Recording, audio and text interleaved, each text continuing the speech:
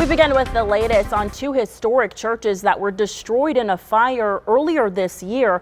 Good afternoon and thank you for joining us. I'm Cristiana Ramos. The Douglas community is rebuilding today after two historic churches were maliciously set on fire back in May. St. Stephen's Episcopal Church and First Presbyterian Church were more than 100 years old. You can see from this video they were nearly burnt to the ground.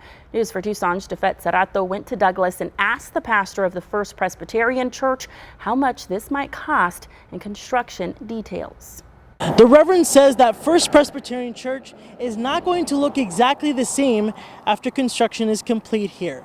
So the congregation is taking it step by step.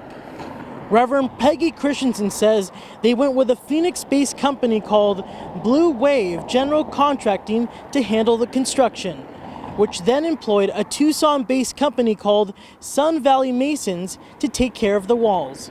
The congregation says they are experts on bracing the walls, especially with a building that has been around since the 1900s.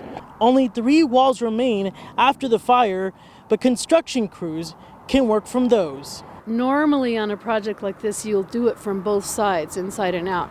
But the inside of our sanctuary is completely destroyed. These walls, they are all individually handcrafted, each one of them with a chisel of a mason. The block, sandstone actually, came from a quarry near Douglas and was brought here with teams of mules.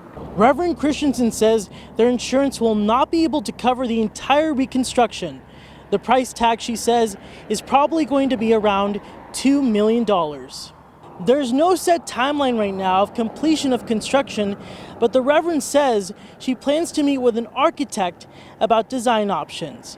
Next at 5, we will hear from congregation members as well as the mayor about construction finally taking place.